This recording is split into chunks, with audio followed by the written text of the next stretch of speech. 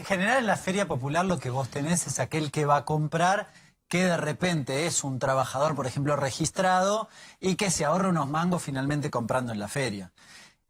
Ha habido desde hace algunos años para acá una intencionalidad de registrar el trabajo de la feria, porque si hay algo que ha quedado claro en el último tiempo, te diría en los últimos 15 años en la Argentina, es que hay una parte del trabajo no registrado que la tenés que registrar en un esquema donde no va a entrar finalmente en el trabajo en relación de dependencia. Pero todas esas ventas no pagan, forma parte de la economía en negro, no tributa impuestos al Estado, no le queda nada al final del día. Sí, ahora, si vos, por ejemplo, tenés registrados en el monotributo a los que son titulares de los puestos, acá vos lo sabés bien porque has caminado mucho, hay ferias y ferias, o en realidad hay partes incluso de ferias y otras partes de las ferias. Suele haber una parte de la feria bastante más organizada y después en la medida que te vas alejando, digamos, del centro de la feria, los puestos ya empiezan a ser más de manteros y demás. En general lo que uno intenta promover en este tipo de cuestiones es que los que están, digamos, más o menos organizados puedan tener algún nivel de registración. Básicamente el monotributo social en la medida de lo posible, el monotributo básico si pueden vender un poco más. Entonces, en ese esquema vos primero incluís a la persona para que tenga obra social, para que esté en algún nivel de registración y para que pague una parte de los impuestos, porque finalmente el monotributo incluye, entre otras cosas, IVA y ganancias. Sí. Con lo cual hay una porción de eso que intenta registrarse. Lo que pasa es que en momentos donde la pérdida de poder adquisitivo es muy significativa, en general te alejás de eso. Digamos, te alejás de ese proceso porque básicamente la persona lo que termina haciendo es tratando de vender lo que tiene en su casa para tratar de zafar y ya, digamos, ¿no? Y se vuelve aún más irregular, si querés. O sea, ¿por qué la provincia de Buenos Aires está apostando tanto a las ferias como manera o sea, como una especie de receta alternativa contra la inflación frente a lo que hace el gobierno nacional? Porque la feria lo que te permite es reducir los costos de distribución. Es decir, cuando vos tenés el costo de un producto, esto se conforma por básicamente los insumos, la ganancia, si querés, del que hace en este caso el celular, supongamos, pero además hay una parte que es la distribución. En general, uno suele mencionar que el pequeño productor tiene un problema, ¿no? El caso típico del pequeño productor, no sé, Misiones, cómo vende la yerba. Ahí no, se la tiene que vender a alguien más grande, que es el que finalmente se queda con el margen y la trae para acá. Si yo logro que ese productor tenga una ubicación, no sé, el Quintero de La Plata, bien, tenga una ubicación en una feria y le garantizo en alguna medida la comercialización, probablemente haya una tendencia a la baja de los precios. Pero ¿quién reemplazaría en este caso al intermediario, que es el que más margen de ganancia tiene? Bueno, básicamente Porque vos si le ofreces... Vos pusiste el ejemplo de un yerbatero de Misiones. ¿Cómo haces para que un yerbatero de Misiones te venda yerba a precio popular en una feria de la provincia de Buenos Aires? Mira, acá había varias cooperativas o mutuales que hacían ese trabajo, digamos, que hacían el proceso, si querés, de distribución y garantizaban que ese pequeño productor vendiera en algún lugar, o ya sea una feria o también en un supermercado. A ver, la ley de góndolas, si querés, en un nivel un poco más grande, pero lo que pretende es el mismo sentido, es decir, garantizarle un lugar en la góndola a aquel que vende, aquel que produce y no tiene escala para sentarse a discutir con un gran supermercado. La diferencia, volviendo al ejemplo de lo que hablamos recién, no es tan distinto. Por la distancia vos necesitas, si querés, algún intermediario que te baje el costo. El gobierno de Cristina, por ejemplo, lo que había hecho era, en la reactivación de los trenes, había garantizado que pudiera venir la producción, por ejemplo, de la región de Corrientes y Misiones y demás, ¿no? A ver, Hernán, ¿qué pasa con el aumento de los combustibles? ¿Cuánto tarda en pasar a la inflación? No, tenés una porción que va directo, que es básicamente el consumo de la nafta, y después tenés un efecto indirecto que en el caso de la distribución, por ejemplo, 1/3 del combustible que se consume en la Argentina para levantar la cosecha. Bueno, obviamente eso termina afectando de manera indirecta al precio. Yo te diría de todas formas que en este momento en particular, yo sé que el que va a cargar nafta quizás se enoja con este aumento. Ahora, te diría que el problema en la inflación no lo tenés hoy con la nafta. Esta discusión la he tenido en más de una oportunidad. En el caso de marzo, por ejemplo, la inflación de marzo, que fue muy elevada, el aumento de los combustibles explicaba solo el 4% del aumento. ¿Y dónde está el problema? En el otro 96%. ¿Y qué hay ahí? Bueno, ahí tenés varias cosas. Tenés el efecto de lo que ha sido el conflicto bélico, te diría mayoritariamente, y después la dinámica oligopólica. En marzo, mira, cuando el presidente declara la guerra a la inflación, eso fue el 16 de marzo, si no me equivoco. Entre el 16 y el 19 de marzo, los supermercados y las grandes empresas remarcaron en promedio, incumplieron el programa Precios Cuidados en un 40%, remarcando en promedio un 15% de aumento. Productos en acuerdo con el gobierno. Después se retrotrajeron, pero eso fue lo que sucedió. Claro, lo que trajo aparejado además que no solo aumentaron los precios regulados, sino todos los demás, y hoy tenés además una brecha muy significativa entre lo que son precios cuidados y el precio libre, si querés, lo cual trae aparejado otros problemas, por ejemplo, la falta de abastecimiento del programa Precios Cuidados.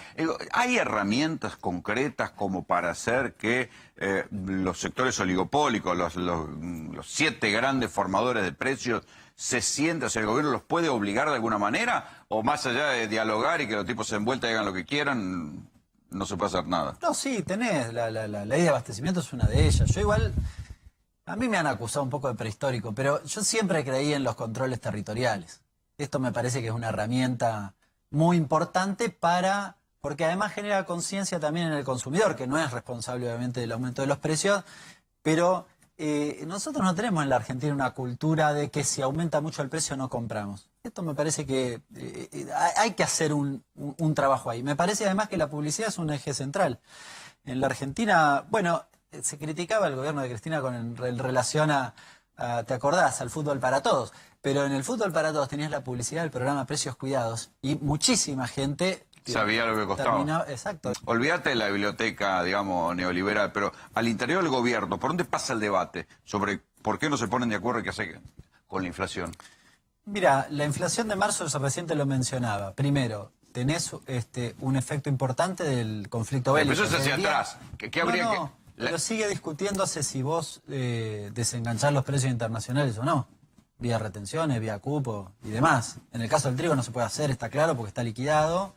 Pero en el caso del girasol todavía te diría que hay una discusión abierta. Es cierto, tenés el fideicomiso del aceite y por ahora está funcionando, pero ha aumentado de manera significativa. Así que ese tema yo te diría que lo tenés en pero cuenta. vos decís que hay soluciones, o sea, se podría lograr con soluciones técnicas homeopáticas. Ese es un tema que tenés que abordar. A ver, en la FAO dicen que en el primer trimestre de este año los alimentos aumentaron en promedio en dólares 20%. Si le aplico el tipo de cambio es 30%. Los alimentos en la Argentina aumentaron 20%, es decir, menos que eso, pero un montón, pero menos. ¿Se entiende? Es decir, vos estás peleando y si yo lo proyecto eso hasta fin de año me da 90% de inflación de alimentos. ¿Bien? Estás peleando contra eso, salvo que desenganche los precios. Por eso uno tal vez es tan recurrente con este planteo y no se acabó, porque el conflicto bélico lamentablemente no se acabó. El otro es la cuestión oligopólica, creo que es el otro eje de discusión central. ¿Cómo abordás?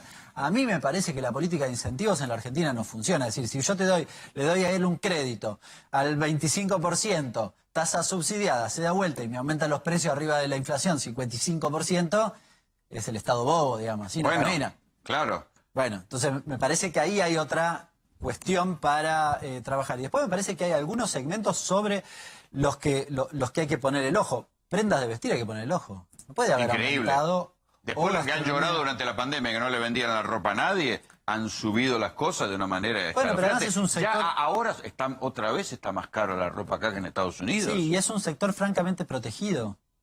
Está en récord de producción, está muy bien. Yo banco la sí, protección. Claro. Pero tampoco que pero de nuevo, se viven y cazan en el zoológico. Claro, si la protección te significa un abuso, o lo que significó la política del previaje, una excelente política, que también significó una remarcación sustancial. Bueno, me parece que ahí tal vez hay que orientar algunas políticas en particular, porque la verdad que te ha traído dolores de cabeza en este último tiempo. Te agregaría además la política vinculada a la carne, que es el rubro que más afecta en la formación del IPC. La inflación es lo que está dividiendo las miradas adentro del Frente de Todos, tanto como para que escale a diferencias entre Alberto y Cristina.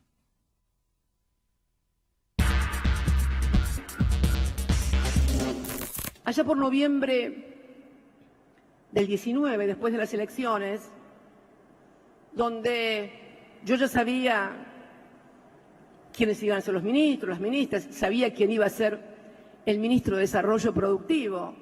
Había escrito un libro contra nosotros, imagínate. Mira si yo voy a andar enojándome por tal o cual cosa, o sea,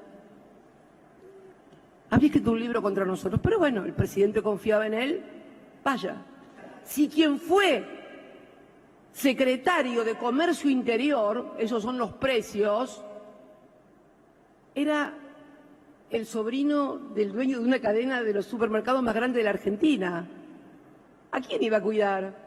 ¿A quién iba a controlar? A nadie. Desmontaron todo. Era necesario. Y le digo, mirá, y le recomendé a un joven economista que no es el que está actualmente de secretario de Comercio Interior, por favor que conste, que fuera a verlo al ministro para explicarle el proyecto que él tenía de Secretaría de Comercio, cómo había que armarla para lo que se iba a venir. Y me acuerdo que, bueno, es un joven economista muy bueno y con mucho expertise y mucho trabajo sobre regulaciones, monopolios, en fin, todas esas cosas, que vuelvo a repetir, no es el que está. Y cuando fue a verlo, el ministro dijo, no, nosotros no vamos a hacer lo que hicieron ustedes. No, esto va a ser diálogo, consenso, no vamos a intervenir. Ustedes tenían un criterio muy intervencionista. Esto va a ser diálogo, consenso, pero el diálogo y el consenso no está funcionando.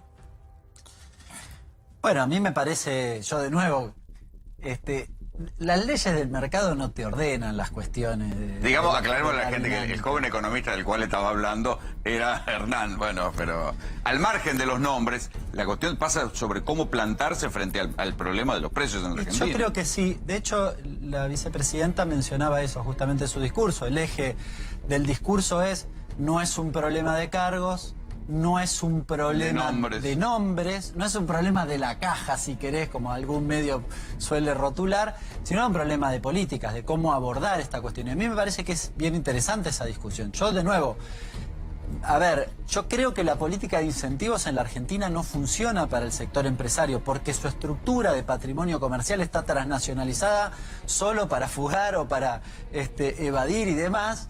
Me parece que funciona de otra forma, me parece que funciona en tensión todo el tiempo. Entonces, porque además la estructura es oligopólica en todo lo que tiene que ver, por ejemplo, con el segmento de alimentos. No es que vos tenés dos productos. No, lo que decimos siempre, el 65% de los fideos que se compran en una góndola pertenecen a dos fábricas. Claro, y esa estructura te permite, no es que influye solo en el precio.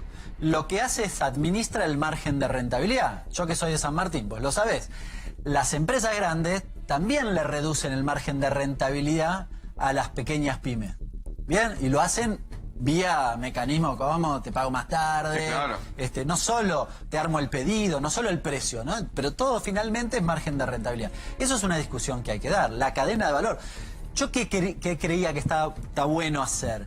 El Observatorio de Precios y Costos que se votó en una ley de 2014 era una herramienta indispensable para analizar la cadena de producción y comercialización. A mí me tocó ser parte de las discusiones, fue incipiente, duró 6 meses porque finalmente después cuando Scioli perdió las elecciones no se siguió implementando y Macri directamente no implementó la ley. Ahora, esa cadena, ¿qué tenía de interesante? Y que estaba el productor primario, la industria, el Estado y demás. Entonces vos discutías, bueno, a ver, ¿cómo es esto? ¿Cuánto se lleva cada uno? Parece razonable, porque a ninguno de ellos le va mal, pero probablemente al más grande le va muy bien, al más chico viene a verme al Estado todo el tiempo porque no le alcanza. El tiempo a punto de caerse del mapa. Y el Estado es el que ataja todos los penales, como en la pandemia cuando pone la ATP. A nivel apuesta, ¿va a bajar la inflación o es que estamos mal? Recién revisaba algunos datos y es muy probable que vos tengas una reducción del 6,7, que es básicamente un dato muy alto, y probablemente pueda estar entre 1 y 2 puntos debajo de eso. De todas formas, en niveles muy altos. Pero bueno, uno tiene expectativa de que sea una curva descendente de aquí en adelante. Quizás en abril o en junio puede haber algunos aumentos de regulados. Lo de regulados es interesante, permitidme que diga esto. ¿Vos te acordás que a finales del año pasado todo el mundo te decía la inflación va a ser el 60% porque los regulados no pueden estar congelados? El problema no son los regulados hoy. No, el problema es la especulación de los grandes formadores de precios. Hernán, gracias por venir. Un placer.